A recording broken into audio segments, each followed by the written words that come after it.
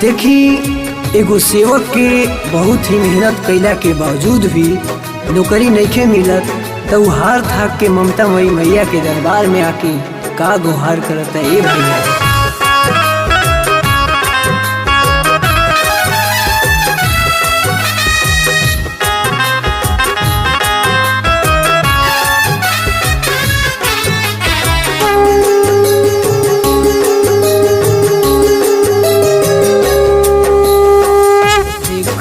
देखत माई जिंदगी ओराता, देखते देखत माई जिंदगी ओराता।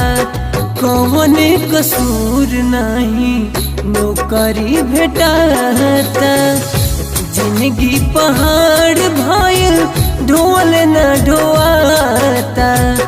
कौन कसूर नहीं नौकरी भेटाता।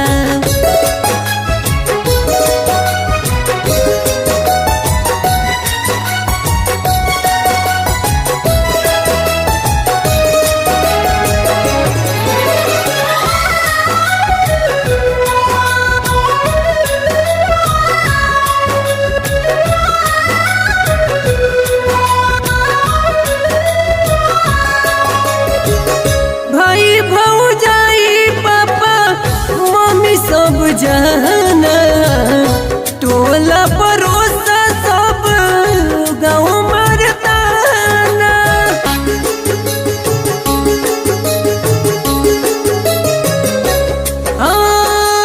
भाई भौजाई पापा मम्मी सब जाना टोला परोसा गाँव घर मरताना।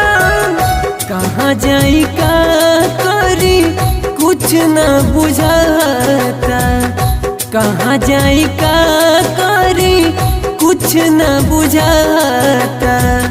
कौन कसूर नहीं नौकरी भेटाता, जिंदगी पहाड़ भइल ढोल न ढोआता।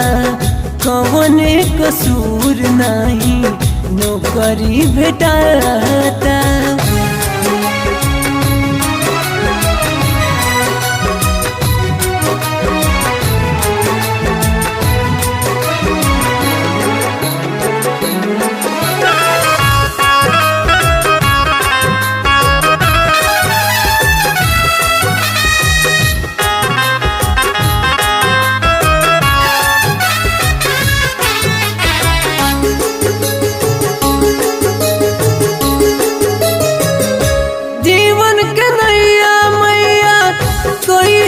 खेमाई उतना उपहास करी कौन कमाई।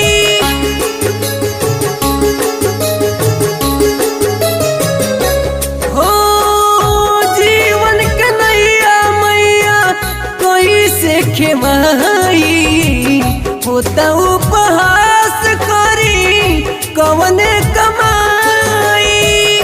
शिव जग राहुल के नैना नीर न सुखाता, शिव जग राहुल के नैना नीर न सुखाता।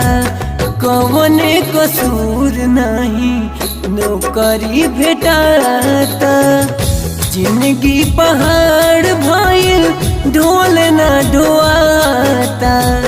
कौन कसूर नहीं नौकरी भेटाता। देखते देखत माई जिंदगी ओराता, देखते देखत माई जिंदगी ओराता। कौन कसूर नहीं नौकरी भेटाता, जिंदगी पहाड़ भइल ढोल न ढोआता। कौन कसूर नहीं नौकरी भेटाता।